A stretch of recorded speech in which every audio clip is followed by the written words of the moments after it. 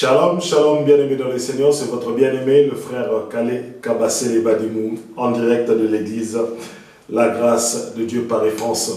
Pour rappel, nous sommes situés au 12 square Gérard Philippe à Trappes, 78 190, et nos horaires de culte c'est de 10h à 12h.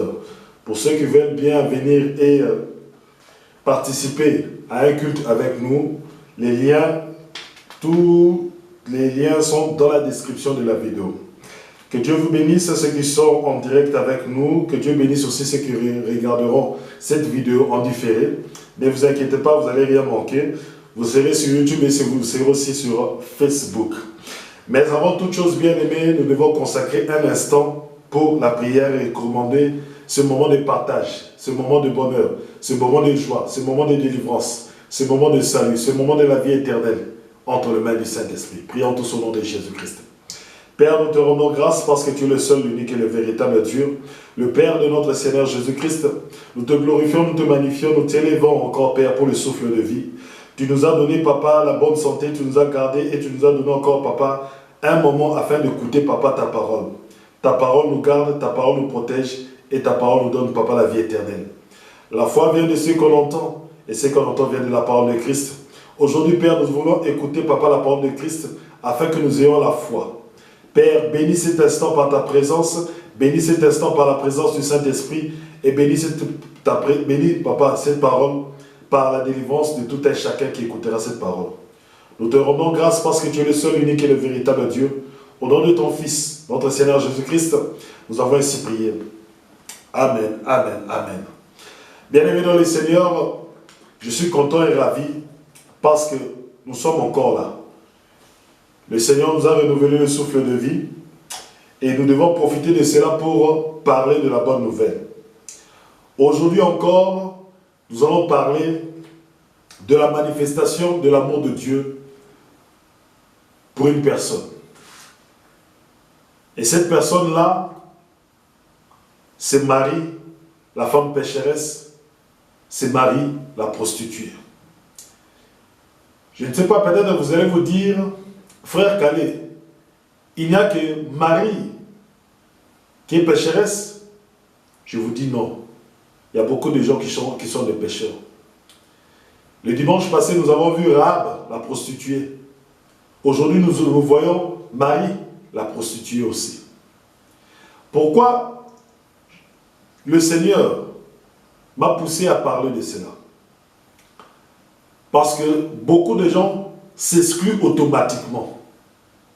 Ils s'excluent automatiquement. C'est-à-dire qu'ils se rendent compte que la parole que j'entends est une parole qui est sainte, est une parole qui est sacrée, est une parole qu'il ne faut pas blaguer avec. C'est vraiment du sérieux parce que ça parle de Dieu. Et beaucoup de gens se disent non, moi je ne peux pas écouter cette parole, ou bien moi je ne peux pas m'approcher de Dieu parce que je suis encore dans le péché. Mais laissez-moi vous apporter cette bonne nouvelle ce matin. Que cette parole est destinée aux pécheurs. Nous devons nous mettre d'accord sur ce point. Que lorsque je prêche, oui, il y a des gens qui sont déjà convertis. Mais cette parole est aussi destinée à ceux qui sont encore dans le péché. À ceux qui vivent encore dans le péché. C'est pour cela, ne zappez pas. C'est pour cela, n'ayez pas peur. Vous allez me dire, mais frère Kale, toi tu ne fais que condamner. Frère Kale ne condamne pas. Si vous regardez, le dimanche passé, je vous ai parlé de Rahab, la prostituée. Et la fin de l'histoire, c'était quoi? Rahab était sauvée. Rahab était devenue une habitante d'Israël. Rahab était devenue une servante de l'Éternel. Rahab a abandonné la prostitution. Rahab a commencé à vivre d'une manière digne, d'une manière sainte devant l'Éternel. Et bien aimé, lorsque nous avons ce genre de paroles, ne zappe pas, ne fuis pas. Lorsque tu es une prostituée, parce que je sais que beaucoup de gens qui me suivent, d'autres vivent encore dans la débauche, d'autres vivent encore dans la prostitution, d'autres même ils sont encore dans la prostitution, ils sont vraiment dans la prostitution véritable. Mais ils se disent, si cette parole a sauvé une prostituée, cette parole aussi pourra me sauver. Si cette parole a sorti Rahab de la prostitution, si cette parole a sorti Marie de la prostitution, si je ne fais qu'écouter cette parole, moi aussi un jour, le Seigneur pourra me toucher et je pourrai sortir de cette prostitution. Prenons nos Bibles. L'amour de Dieu manifesté pour Marie la prostituée. Luc chapitre 7, à partir du verset 36. Luc chapitre 7, à partir du verset 36. Je lis au nom de notre Seigneur Jésus-Christ. Un pharisien pria Jésus de manger avec lui. Jésus entra dans la maison du pharisien et se mit à table. Et voici une femme pécheresse qui se trouvait dans la ville, ayant su qu'il était à table dans la maison du pharisien, apporta un vase d'albâtre plein de parfums et se tint derrière, aux pieds de Jésus. Pardon, excusez-moi. Elle pleurait et bientôt elle se mit à mouiller de ses larmes. Et bientôt elle se mit à mouiller de ses pieds, de ses larmes, puis les essuya. Attendez, elle pleurait. Et bientôt, elle les mouilla de ses larmes, voilà. Puis les essuya avec ses cheveux, les baisa et les oignit de parfum. Le pharisien qui l'avait invité, voyant cela, dit en lui-même, si cet homme était prophète, il connaîtrait qui et de quelle espèce est la femme qui le touche. Il connaîtrait que c'est une pécheresse. Autrement dit, c'est une prostituée. Jésus prit la parole et lui dit, Simon, j'ai quelque chose à te dire. Maître, parle, répondit-il. Un créancier avait 2 débiteurs. L'un devait 500 deniers et l'autre 50. Comme ils n'avaient pas de quoi payer, il leur remit à tous deux leurs dettes. Lequel l'aimerait le plus? Simon répondit, celui, je pense, auquel il a le plus remis. Jésus lui dit, tu as bien jugé. Puis se tournant vers la femme, il dit à Simon, vois-tu cette femme? Je suis entré dans ta maison et tu ne m'as point donné d'eau pour laver mes pieds. Mais elle les a mouillés de ses larmes et je les ai essuyés avec ses cheveux. Tu ne m'as point donné de baiser, mais elle, depuis que je suis entré, elle n'a point cessé de me baiser les pieds. Tu ne m'as point versé d'huile sur ma tête, mais elle a versé du parfum sur mes pieds. C'est pourquoi je te le dis, ses nombreux péchés ont été pardonnés, car elle a beaucoup aimé. Mais celui à qui on pardonne peu, aime peu. Et il dit à la femme, tes péchés sont pardonnés. Ceux qui étaient à table avec lui se mirent à dire en eux-mêmes, qui est celui-ci qui pardonne même les péchés? Mais Jésus dit à la femme, ta foi t'a sauvé, va en paix. Bien-aimés dans le Seigneur, ne pensez pas que quand on parle des prostituées, c'est pour les dénigrer. Quand on parle des prostituées, c'est pour que les gens se moquent des prostituées. Non. Bien-aimés, lorsque je parle des prostituées, c'est pour que les prostituées reviennent dans le droit chemin. Et le texte que nous venons de lire nous parle précisément d'une prostituée qui a entendu parler de Jésus. C'est pour cela, bien-aimés, prêchons la parole aux prostituées. Là où tu vois qu'il y a des prostituées, Il y a d'autres prostituées qui sont là. Elles font ce qu'elles font. Mais bien aimé, leur cœur n'y est plus. Leur cœur n'y est plus. Leur cœur cherche la délivrance. Et Marie cherchait la délivrance de ses péchés. Marie regarde sa vie. Marie se dit en elle-même. Elle dit, depuis que j'ai commencé à coucher avec les hommes, depuis que j'ai commencé ma prostitution, j'ai commis beaucoup de péchés. J'ai touché à la drogue pour faire la prostitution. J'ai touché au fétiche pour faire la prostitution. Pourquoi est-ce qu'elle a touché les fétiches? C'est pour qu'elle ait beaucoup de clients. J'ai fait de l'argent, mais c'est de l'argent sale. Ce n'est pas de l'argent digne. Ce n'est pas de l'argent propre, comme diraient les policiers. Bien aimé, elle a commencé à chercher la délivrance. Depuis qu'elle était née, elle a commencé à chercher la délivrance. Depuis qu'elle a commencé à travailler dans la prostitution, elle n'a fait que chercher la délivrance. Et puis un jour, Dieu a manifesté son amour pour elle. Bien aimé, ne pensez pas que Dieu, lorsqu'il manifeste l'amour, ne pensez pas que Dieu descend et Dieu vient lui-même. Non, Dieu envoie une personne. Et ceux qui me suivent aujourd'hui, comprenez une chose, que lorsque le Seigneur Jésus-Christ, le Christ, le roi de Dieu, m'envoie vers vous, c'est parce que lui, il est au ciel. Il nous prépare une place.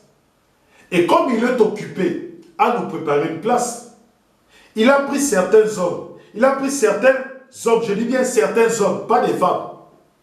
Il a pris certains hommes qui sont des ministres et qui les a envoyés. Il les a dit, moi je suis occupé à vous arranger la place. Et dès que je finirai, je reviendrai vous prendre. Mais vous, en attendant, allez prêcher la bonne nouvelle à tout le monde. Dites-leur que Dieu a proclamé l'année de la grâce, comme moi je l'ai fait sur terre lorsque j'y étais. Et Marie a entendu cette parole, que Jésus-Christ est sur la terre, et que Jésus-Christ fait des miracles, et que Jésus-Christ pardonne les péchés, et que Jésus-Christ efface les péchés. Dieu a manifesté son amour à Marie en envoyant celui qui efface le péché, en envoyant celui qui ôte le péché. Voilà la manière dont Dieu a montré son amour à Marie. Et lorsque Marie entendit cela, Marie a cherché à savoir où est Jésus de Nazareth. Marie a cherché à savoir où il est celui qui pardonne les péchés. Marie a cherché à savoir, il est où celui qui doit ôter ce péché, celui qui doit enlever la prostitution de ma vie, celui qui doit effacer tous les péchés que j'ai commis dans la prostitution. Parce que j'ai couché avec des mineurs, j'ai couché avec des hommes mariés, j'ai couché avec des gens qui sont des féticheurs, j'ai pratiqué les fétiches, j'ai pratiqué des vices qui sont contre nature. J'ai fait tout cela. J'ai pratiqué l'impudicité, j'ai pratiqué la fornication. Tout cela maintenant, cela pèse sur ma vie, cela pèse sur ma conscience. Mais qui va me délivrer de ce péché-là? Qui va me délivrer de tout ce que j'ai fait? Marie cherchait la délivrance. Et Dieu a visité Israël. Marie dont je vous parle, Marie est une juive. Marie est une israélite. Rahab était une étrangère, c'est-à-dire qu'elle était de Jéricho. Mais Marie était une israélite. C'était une fille d'Israël. C'était un enfant juif. Mais elle était pécheresse. Mais ce qui est étonnant, écoutez, un pharisien pria Jésus de manger avec lui. Jésus entra dans la maison du pharisien et s'est mis à table. Et voici une femme pécheresse qui se trouvait dans la ville, ayant su qu'il était à table dans la maison du pharisien, apporta un vase d'albâtre plein de parfums et se tête derrière aux pieds de Jésus. Marie n'a pas eu honte d'entrer dans la maison du pharisien. Marie n'a pas eu honte d'entrer dans la maison d'un juif pratiquant.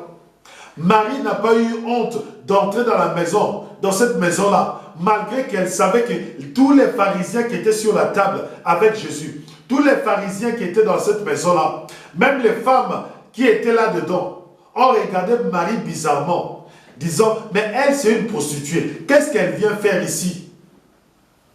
Qu'est-ce qu'elle vient faire ici? Marie n'a pas eu honte. Marie n'a pas eu honte de son état. Marie n'a pas eu honte de ce qu'elle était. Marie a reconnu qu'elle était une prostituée. Marie a reconnu qu'elle était une pécheresse. Et Marie a reconnu et a su que le péché qui est en moi, que le péché qui est sévi en moi, que l'esclavage du péché dans lequel je suis, la délivrance, le sauveur, le salut, c'est Jésus-Christ qui l'a. Alléluia. Bien-aimé, moi je ne comprends pas comment est-ce que toi tu es pécheur. Comment est-ce que tu sais que ta délivrance est en Jésus-Christ, ton salut est en Jésus-Christ, mais tu as honte.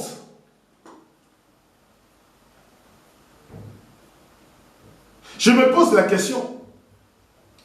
Moi qui suis sale, moi qui suis pécheur, comment est-ce que j'aurais honte d'aller vers celui qui peut m'ôter le péché? C'est comme si quelqu'un est malade et a honte d'aller voir un médecin pour que le médecin le guérisse. Je ne comprends pas. Et c'est pour cela que vous voyez des campagnes de sensibilisation des médecins, des associations. Beaucoup de gens, ils souffrent d'une maladie, mais il a honte de cette maladie. Il a dit que si mes proches connaissent ou savent que j'ai cette maladie, je serai exclu. Mais bien aimé, tu peux mourir de cette maladie. Et Marie le savait. Et Marie savait que la loi était claire. Tout celui qui pêche, tout celui qui a péché est condamné à mort. La loi est claire dessus. Et Marie savait que dans son état, ce n'était que la mort qui l'attendait. Donc c'est-à-dire que lorsqu'on enterra Marie, Marie n'aura pas d'espérance de la résurrection des morts. Marie n'aura pas d'espérance de la vie éternelle. Marie n'aura pas d'espérance du salut, du paradis. Pourquoi? Malgré qu'elle soit juive, malgré qu'elle soit israélite, elle le savait pertinemment que ma vie de pécheresse, ma vie de péché, ma vie de prostitution ne me laissera jamais entrer dans le paradis. Et elle le savait. Et Marie n'a pas regardé son état. Elle n'a pas eu honte. Bien-aimé, moi aussi, je t'invite. N'aie pas honte. Je sais que tu regardes cette vidéo.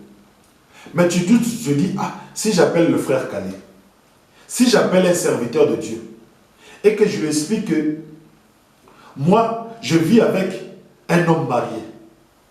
Moi, j'ai des enfants avec un homme marié. Moi, je suis prostitué au bois de Boulogne. Moi, je suis prostitué au bois, je ne sais pas, de Versailles ou de Saint-Germain-en-Laye.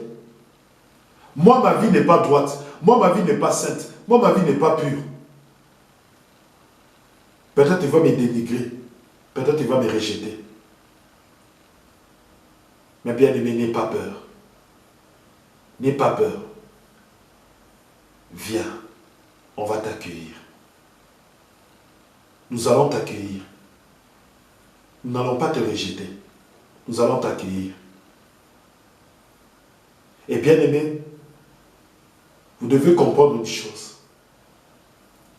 Lorsque tu viens en Christ, lorsque tu viens écouter la parole, assis-toi, écoute la parole.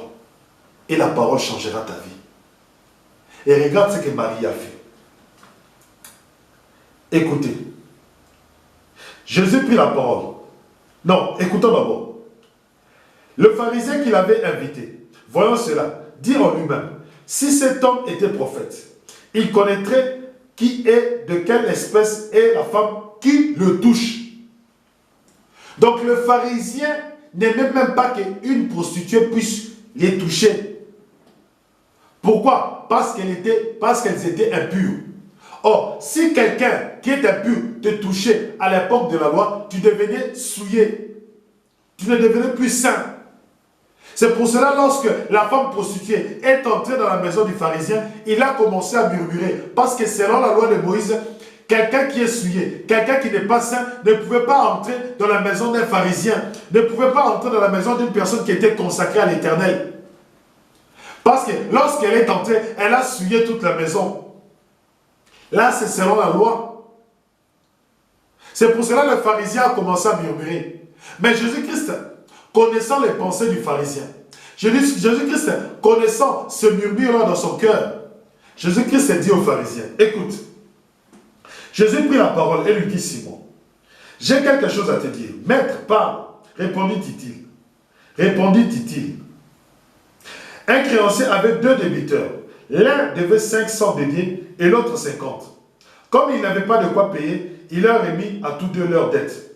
Lesquels l'aimera le plus? Simon répondit, celui, je pense, auquel il a remis beaucoup plus de péchés. Jésus lui dit, tu as bien jugé. Puis se tournant vers la femme, il dit, Simon, vois-tu cette femme? Je suis entré dans ta maison et tu ne m'as point donné d'eau pour laver mes pieds. Mais elle les a mouillés de ses larmes. Marie a pleuré parce qu'elle était pécheresse. Marie a cherché à avoir la miséricorde de Dieu. Marie a cherché à avoir la miséricorde du Seigneur Jésus-Christ. Marie a cherché à avoir le pardon du Seigneur Jésus-Christ. Elle a dit, en lavant ses pieds de ses larmes, elle a dit, mes larmes que tu vois là, j'en ai marre de la prostitution. J'en ai marre de cet état de pécheresse. Regarde, les gens m'insultent. Regarde, les gens ne veulent pas s'approcher de moi. Marie a lavé les pieds de Jésus-Christ. Les pieds de Jésus-Christ qui étaient sales parce qu'il avait marché jusqu'à la maison du pharisien. Marie a commencé à laver les pieds de Jésus-Christ. Marie les a lavés, les a lavés. Les pieds de Jésus-Christ étaient devenus propres. Les pieds de Jésus-Christ étaient devenus bien. Et à bien plus forte raison, elle a versé le parfum sur les pieds de Jésus-Christ. Les pieds de Jésus-Christ commençaient à sentir bon, commençaient à sentir le parfum. Et le parfum a rempli la maison du pharisien. Oui, Marie pleurait. Comme toi, lorsque tu fais la prostitution, lorsque tu rentres à la maison, tu commences à pleurer. Comme toi, lorsque tu regardes ton état d'homosexualité, lorsque tu restes seul, tu commences à pleurer. Tu te dis, qui m'enlèvera de cette vie d'homosexualité?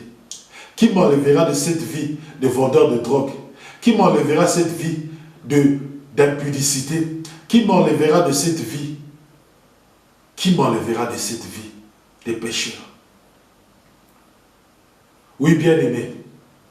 Pourquoi est-ce que Marie a beaucoup aimé Jésus-Christ? Parce que Marie avait commis beaucoup de péchés. Peut-être toi, tu te dis que moi, je n'ai pas commis beaucoup de péchés comme une prostituée. Oui, mais sache que la prostituée, pourquoi est-ce qu'elle aimera beaucoup l'évangile? Pourquoi est-ce qu'elle s'accrochera, elle s'attachera fortement à l'évangile? Parce qu'elle sait d'où elle vient. Parce qu'elle sait d'où elle vient. Elle vient d'une multitude de péchés. Toi, tu te dis que moi, je commets des petits péchés, des petits péchés. C'est pour cela que j'hésite de venir à Christ. Bien-aimé, le salaire du péché, c'est la mort. Que tu commettes un seul péché ou que tu commettes 1 million de péchés, bien-aimé, le salaire est pareil. Le résultat est pareil. C'est la mort. Vous êtes éloigné de Dieu. Écoutez maintenant. C'est pourquoi je te le dis. Ses nombreux péchés ont été pardonnés, car elle a beaucoup aimé.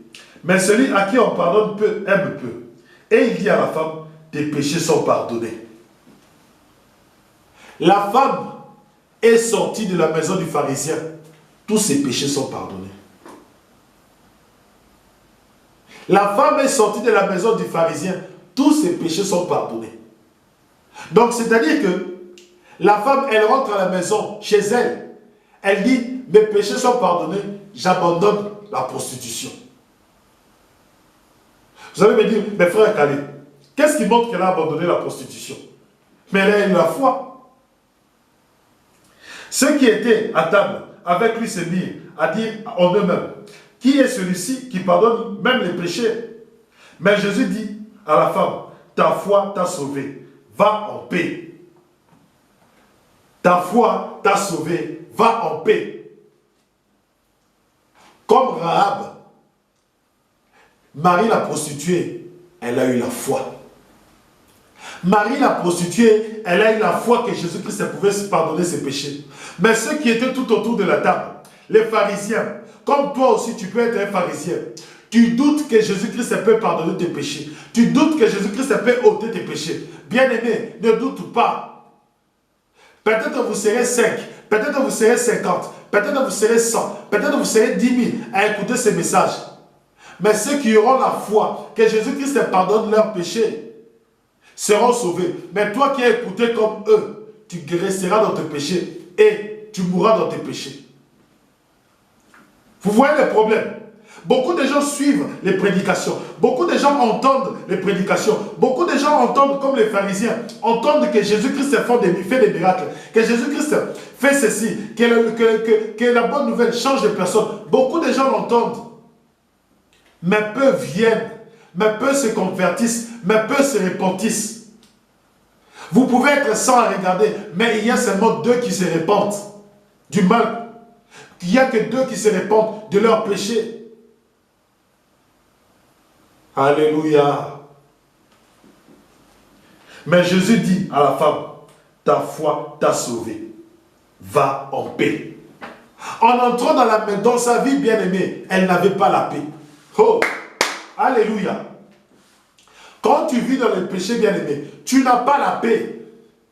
Quand tu vis dans le murmure, quand tu vis dans le mensonge, quand tu vis dans l'adultère, quand tu vis dans l'inceste, quand tu vis dans l'impudicité, quand tu vis dans la pornographie, quand tu vis dans la pédophilie, quand tu vis dans l'homosexualité, quand tu vis dans la vie de débauche, bien-aimé, tu n'as pas la paix en toi. Tu vends la drogue, tu n'as pas la paix. Tu vis dans la débauche, tu n'as pas la paix. Donc tu n'es pas à l'aise, tu n'as pas la paix. Cette femme-là, comme toi, vous n'avez pas la paix. Vous n'avez pas la paix. Et comme vous n'avez pas la paix, c'est pour cela que vous voyez que beaucoup de gens sont en train de fuir, de fuir, de fuir. Nous n'avons pas la paix. Bien-aimé, cherche la paix. Bien-aimé, cherche la paix. Il est temps de trouver la paix dans ton cœur. Le Seigneur Jésus-Christ a mis la paix dans la vie de cette femme. Toi aussi, aujourd'hui, si tu acceptes seulement par la foi qui peut ôter les péchés de ta vie, bien-aimé, il va te donner la paix. Et regarde maintenant, lorsque la femme a eu la paix, allons dans Jean, chapitre 11. Oh, allons dans Jean, chapitre 11. Les pharisiens qui avaient fui Marie, qui disaient à Marie, non, nous n'avons pas besoin que tu entres dans nos maisons. Nous n'avons pas besoin que tu viennes chez nous car tu vas nous souiller. Mais dans Jean chapitre 11, regardez l'attitude des pharisiens après que Marie ait abandonné le péché, après que Marie ait abandonné la prostitution, après que Marie ait sorti de la maison du pharisien en paix et pardonné des péchés. Jean chapitre 11. À partir du verset 1, il y avait un homme malade, Lazare, de Béthanie, village de Marie et de Marthe, sa sœur. C'était cette Marie qui oignit de parfum le Seigneur et qui lui essaya les plis avec ses cheveux, et c'était son frère Lazare qui était malade. Les sœurs envoyèrent dire à Jésus, Seigneur, voici, celui que tu aimes est malade. Bien-aimé, les mêmes pharisiens ont compris que Jésus-Christ ressuscite les morts. Et Marie a cru en la vie éternelle. Donc, bien aimé, aujourd'hui Marie est enterrée. Elle est déjà poussière. Nous parlons d'elle aujourd'hui. Nous parlons d'une prostituée. Nous parlons de Rahab, une prostituée. Nous parlons de tout cela. Mais bien aimé, la prostituée, c'est dans le passé. Lorsque Jésus-Christ reviendra, lorsque Marie ressuscitera d'entre les morts, elle aura la vie éternelle. Pourquoi? Parce qu'elle a cru en notre Seigneur Jésus-Christ. La vie de débauché, la vie de prostitution, tout cela, elle a abandonné. Mais aujourd'hui, quand nous parlons de Marthe, lorsque nous parlons de Marie, nous disons qu'elle était prostituée. Mais aujourd'hui, c'est une sainte. Elle recevra la vie éternelle le dernier jour, le jour de la résurrection. Bien-aimé, quel est ce péché qui t'empêche de recevoir la vie éternelle? Jésus-Christ n'est pas venu pour les gens de bien. Si tu te dis, moi je suis bien, moi je connais seulement la fornication, je mens seulement, c'est des petits péchés. Si tu te dis ça, bien-aimé dans le Seigneur, tu ne recevras pas la vie éternelle. Tu ne recevras pas la vie éternelle. Si tu te dis, moi je ne suis pas comme Marie, une prostituée, je ne suis pas comme Marie, possédée par plusieurs hommes. Non. Bien-aimé, si tu te dis ça, bien-aimé, ça ne sert à rien. Ça ne sert à rien. Ça ne sert à rien.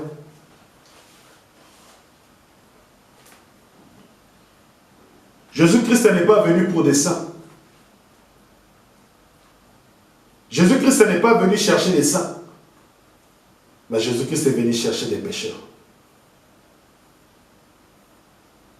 Alors si tu es saint, sanctifie-toi. Mais si tu es saint sans Jésus-Christ, c'est que devant lui tu es sale. Si tu te dis saint, si tu te dis bien, parce que tu ne fais pas la fornication, mais que tu n'as pas accepté Jésus-Christ dans ta vie, c'est que tu es un pécheur, c'est que tu es sale. Parce que devant Dieu tu as commis un péché. Et ce péché-là, c'est de ne pas accepter Jésus-Christ dans ta vie. Mais par contre, Marie était prostituée, elle n'avait pas accepté Jésus-Christ dans sa vie. Mais le jour où elle a entendu parler de Jésus-Christ, et elle a accepté, elle a eu la foi, ses péchés ont été pardonnés, et elle a reçu la vie éternelle en promesse. Aujourd'hui, Marie, elle est morte, mais elle est morte avec la promesse de la résurrection. Elle est morte avec la promesse de la vie éternelle. Donc, elle est morte avec une promesse inébranlable. Elle est morte avec une promesse infaillible. Elle est morte avec une promesse extraordinaire. Pour preuve, Dieu a accompli cette promesse déjà en ressuscitant Jésus-Christ d'entre les morts et en lui donnant la vie éternelle. Bien-aimés, mes coordonnées sont là. N'hésite pas à m'appeler. Prions pour clôturer ce moment de l'enseignement. Père éternel, Père Tout-Puissant, nous te rendons grâce pour cette parole. Cette parole nous ramène dans le droit chemin. Que cette parole, Papa, puisse toucher le cœur. Et que celui qui se trouve dans l'état de pécheur, dans l'état comme Marie, dans l'état comme tout pécheur qui n'a pas encore accepté Jésus-Christ dans sa vie, qu'il puisse recevoir cette parole, afin que Jésus-Christ puisse entrer dans sa vie et qu'il puisse ôter le péché de sa vie. Car tu as tant aimé le monde que tu as envoyé ton Fils, afin que quiconque croit en lui ne périsse point, mais qu'il ait la vie éternelle. Nous te rendons grâce et nous te bénissons encore pour cette semaine. Que la paix soit dans cette église et que la paix demeure avec tous ceux qui regarderont et écouteront cette parole. Au nom de Jésus-Christ, j'ai ainsi prié. Amen, amen, amen. Bien-aimés dans le Seigneur, que Dieu vous bénisse. Je vous dis à dimanche prochain. Si Dieu le permet, si Dieu nous renouvelle encore le souffle de vie. Nous serons toujours au 12 square Gérard Philippe, Église La Grâce de Dieu Paris France. Je vous dis à dimanche prochain.